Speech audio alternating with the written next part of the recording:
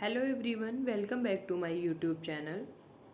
आज हम बात करेंगे कॉन्स्टिपेशन यानी कि कब्ज के बारे में।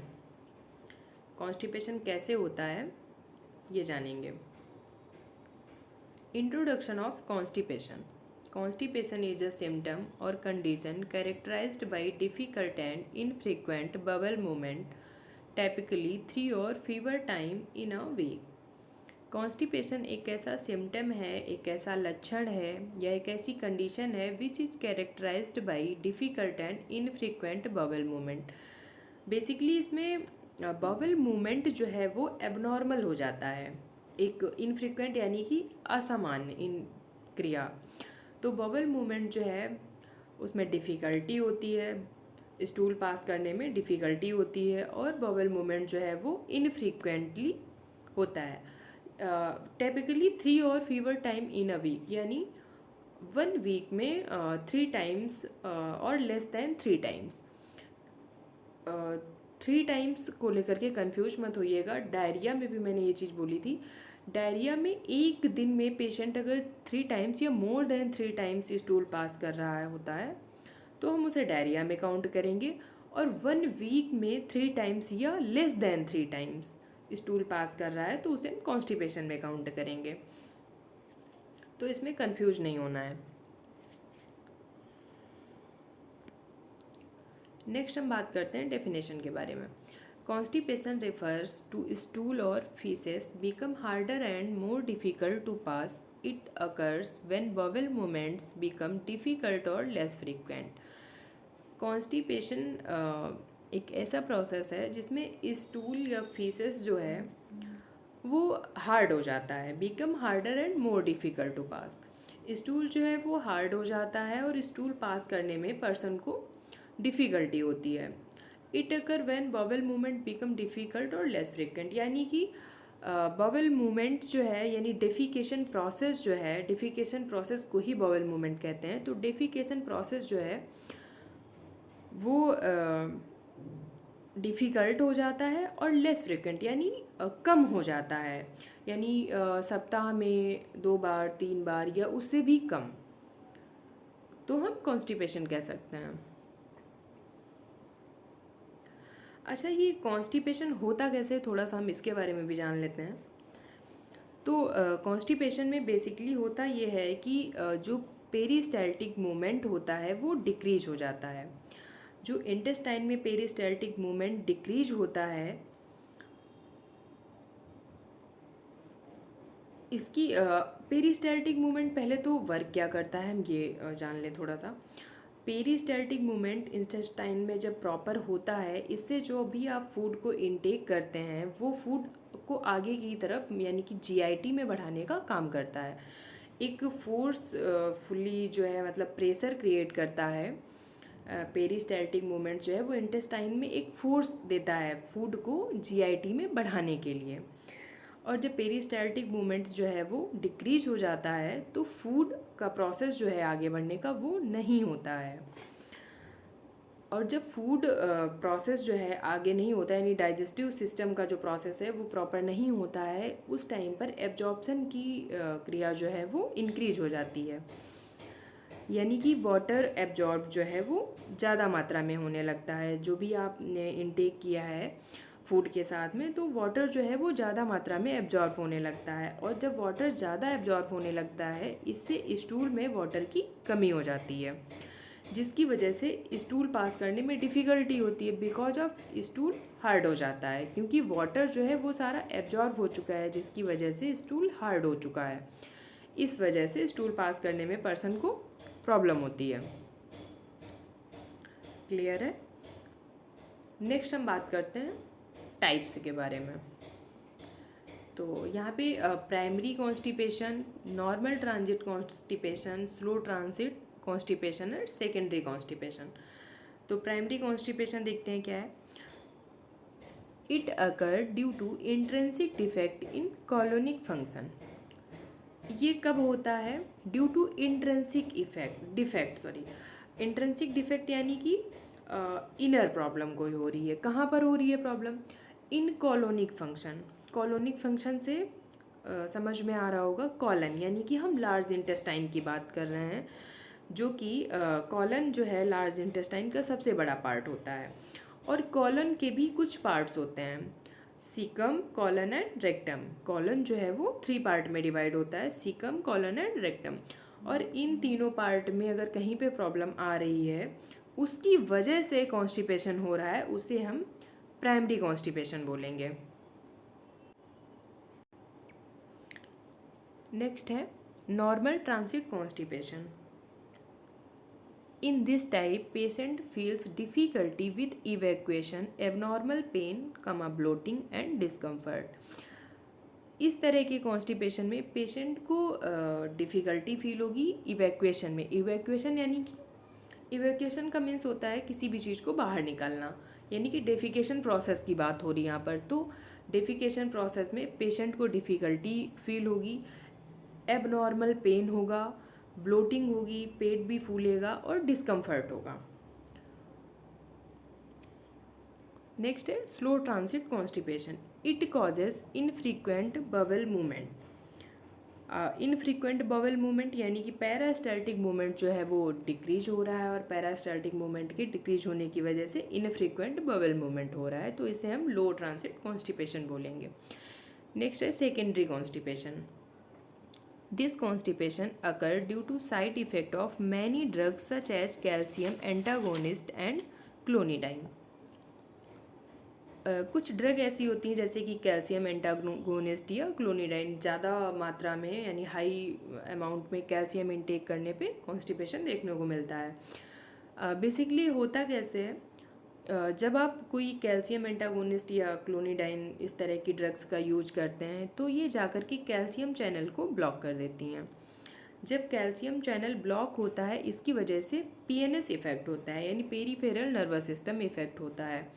जब पेरीफेरल नर्वस सिस्टम इफेक्ट होता है तो इंटेस्टाइन का मूवमेंट जो है वो डिक्रीज हो जाता है, और इंटेस्टाइन का मूवमेंट डिक्रीज होने की वजह से कॉन्स्टिपेशन देखने को मिलता है।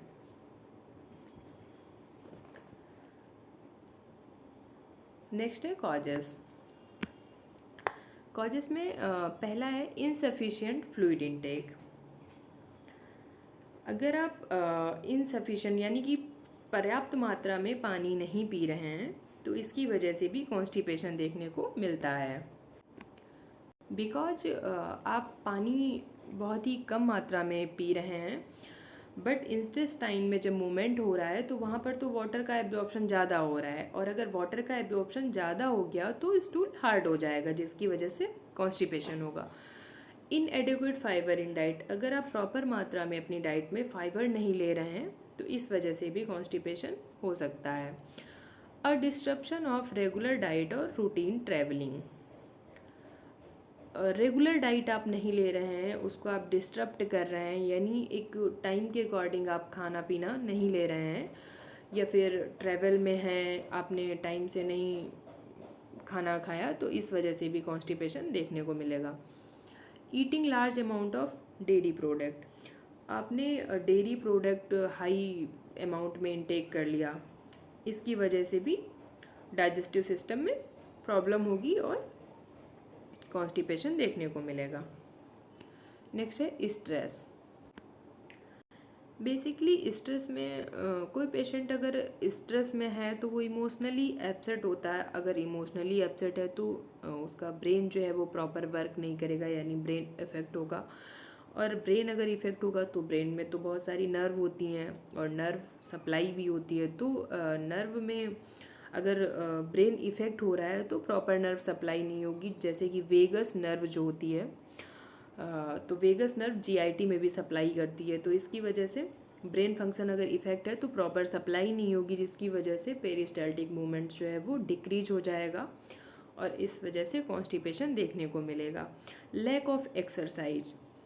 लैक ऑफ एक्सरसाइज कॉन्स्टिपेशन वाले पेशेंट को एक्सरसाइज करने के लिए भी बोला जाता है। बिकॉज ऑफ एक्सरसाइज जब करते हैं आप तो मेटाबॉलिज्म जो है वो इंक्रीज होता है, और मेटाबॉलिज्म इंक्रीज होता है तो इससे एटीपी एनर्जी जो है वो लॉस होती है, यानी एक्सरसाइज करते हैं तो एनर्जी लॉस होती है। जिसकी वजह से भूख लगती है, क्योंकि एनर्जी अगर लॉस हो रही है तो आपको फिर एनर्जी चाहिए भी ना, तो इस वजह से भूख लगती है।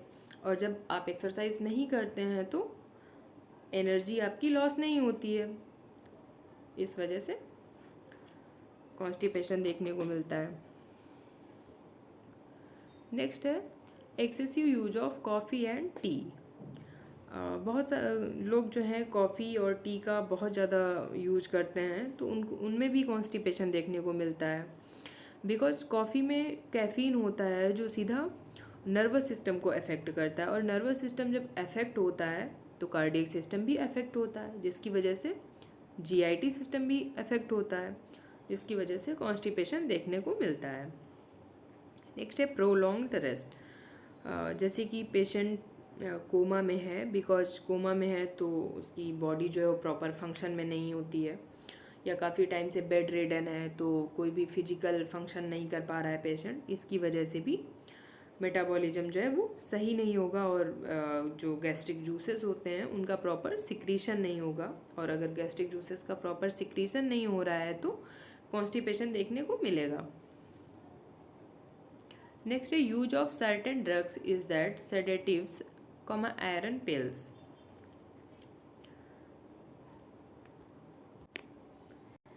कोई पेशेंट अगर कोई मतलब ड्रग ले रहा है, सेडेटिव्स या फिर आयरन पिल्स वगैरह, तो उसमें कॉन्स्टिपेशन देखने को मिलता है।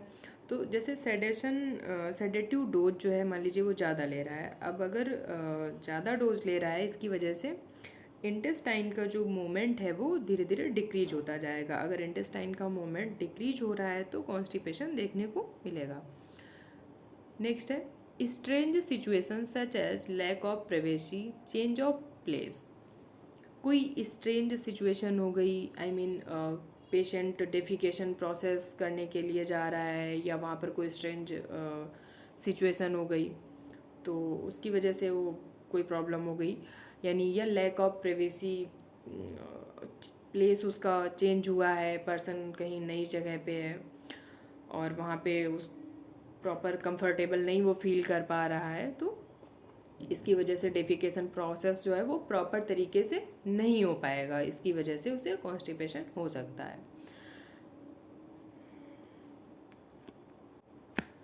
नेक्स्ट है इरिटेबल बवेल सिंड्रोम। अगर बवेल सिंड्रोम जो है वो इरिटेट है, इसकी वजह से भी पेशेंट को कॉन्स्टिपेशन देखने को मिलेगा। या फिर कॉलन कैंसर, यानी कि कॉलन में अगर कैंसर है, जो मैंने अभी पहले भी बताया था, तो उसकी वजह से भी, यानी लार्ज इंटेस्टाइन में इंट्रेंसिक डिफेक्ट है कोई, इसकी वजह से भी कॉन्स्टिपेशन देखने को मिलेगा। नेक्स्ट है प्रेगनेंसी। प्रेगनेंसी में आमतौर पर हार्मोनल डिस्टरबेंस होता है, जिसकी वजह से कॉन्स्टिपेशन देखने को मिलता है। नेक्स्ट है ओल्ड एज। ओल्ड एज में प्रॉपर फूड का डाइजेशन नहीं होता है, डाइजेस्टिव सिस्टम प्रॉपर तरीके से फंक्शन नहीं करता है, इस वजह से कॉन्स्टिपेशन देखने को मिलता है। नेक्स्ट है इन्फ्लामेटरी स्ट्रक्चर्स इन इंटेस्टाइन। या इंटेस्टाइन का कोई भी मतलब इन्फ्लामेटरी स्ट्रक्चर हो गया, कहीं पर भी इन्फ्लामेशन है, कोई भी इंट्रेंसिक डिफेक्ट है, इसकी वजह से भी कॉन्स्टिपेशन देखने को मिलेगा। नेक्स्ट बात करते हैं हम क्लिनिकल मैनिफेस्टेशन यानी कि सिम्टम्स के बारे में। डिक्रीज्ड एपेटाइट में, यानी पर्सन को प्रॉपर तरीके से भूख नहीं लगेगी।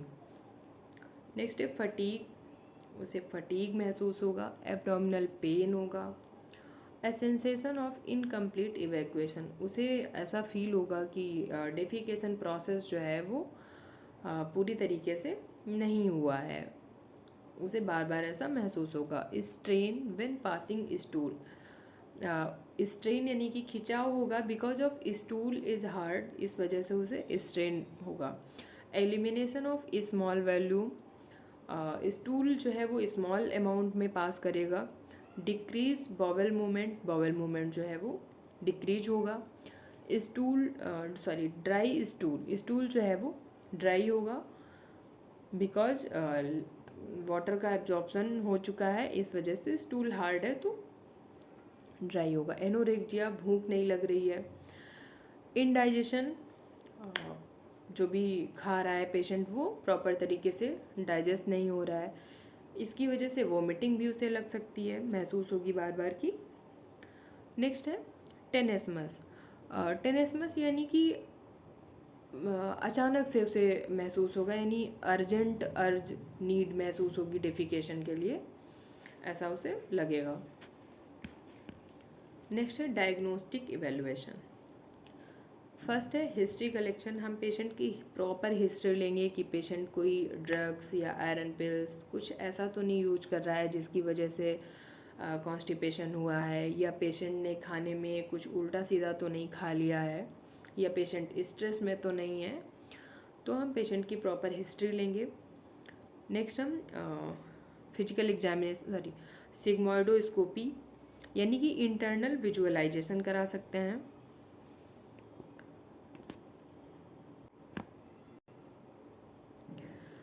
जैसे कि सिग्मोइडोस्कोपी में जो कॉलन होता है, यानी कि लार्ज इंटेस्टाइन का पार्ट जो होता है कॉलन, तो कॉलन के भी कुछ पार्ट होते हैं, ascending colon, descending colon, transverse colon and sigmoid colon.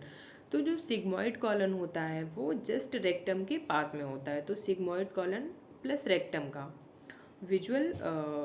Internal visualisation करा सकते हैं, यानी चेकअप करा सकते हैं, जिससे कि पता चल जाएगा कॉन्स्टिपेशन है। नेक्स्ट फिजिकल एग्जामिनेशन करा सकते हैं, यानी परकशन या ऑस्कल्टेशन से हम उसका बॉवल साउंड सुन सकते हैं, पेशेंट को चेक कर सकते हैं। नेक्स्ट है मेडिकल मैनेजमेंट। यानी मैनेजमेंट दो तरह के, ये मेडिकल मैनेजमेंट है और नर्सिंग मैनेजमेंट हम नेक्स्ट में बताएंगे। इंक्रीज्ड फ्लूइड इनटेक, पेशेंट को फ्लूइड इनटेक का लेवल जो है वो बढ़ाएंगे, इंक्रीज करेंगे। फीकल सॉफ्टनर देंगे जैसे कि मैग्नीशियम हाइड्रोक्साइड, इससे क्या होगा, फीकल मैटर जो है वो सॉफ्ट हो जाएगा और डेफिकेशन प्रोसेस में प्रॉब्लम नहीं होगी। Next enema, drug given by anal route, anal route या रेक्टम से एनिमा देंगे। नेक्स्ट है कोलिनर्जिक एजेंट, यानी कि stimulation of the parasympathetic nervous system, cholinergic agent देंगे। अगर पेशेंट स्ट्रेस में है तो पैरासिम्पैथेटिक स्टिमुलेशन जो होता है वो डिस्टर्ब होता है, इसकी वजह से पेशेंट को कॉन्स्टिपेशन होता है, तो कोलिनर्जिक एजेंट देंगे जो पैरासिम्पैथेटिक नर्वस सिस्टम को स्टिमुलेट करेगा, जिसकी वजह से पेशेंट को प्रॉब्लम नहीं होगी। नेक्स्ट है प्रोकाइनेटिक एजेंट। प्रोकाइनेटिक एजेंट यानी कि जीआईटी में बॉवल मूवमेंट को इंक्रीज करता है, बॉवल मूवमेंट जब इंक्रीज होता है तो कॉन्स्टिपेशन रिलीज होता है। नेक्स्ट है selective chloride channel activator to improve intestinal motility and fluid secretion such as lubiprostone, selective chloride channel activator to improve intestinal motility, जो इंटेस्टाइनल मूवमेंट जो होता है डिक्रीज हो रहा होता है तो उसको क्या करेगा, इम्प्रूव करेगा, इंटेस्टाइन की मोटिलिटी को इम्प्रूव करेगा।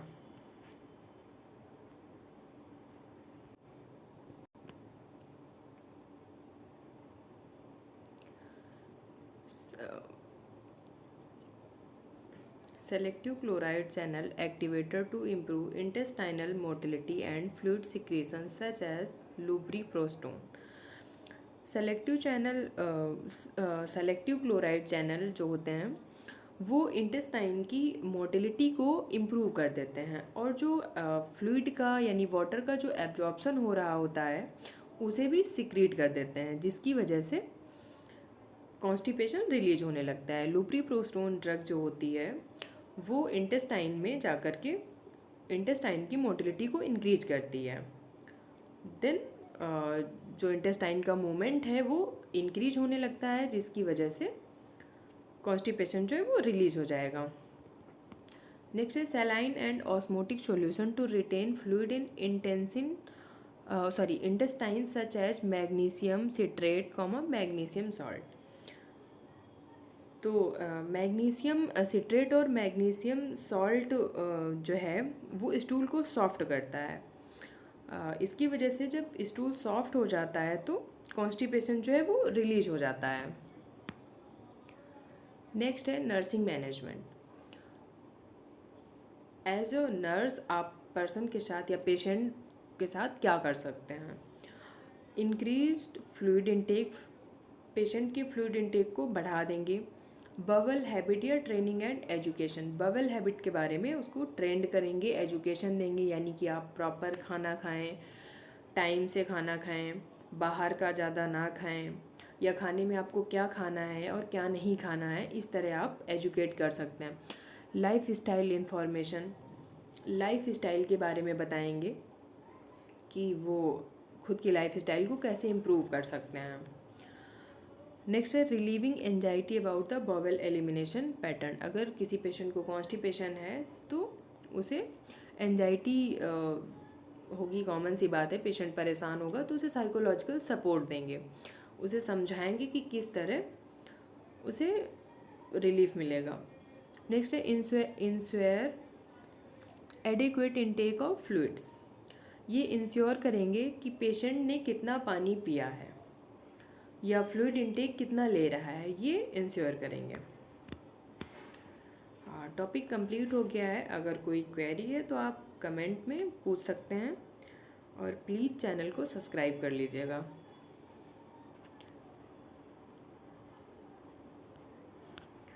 Thank you.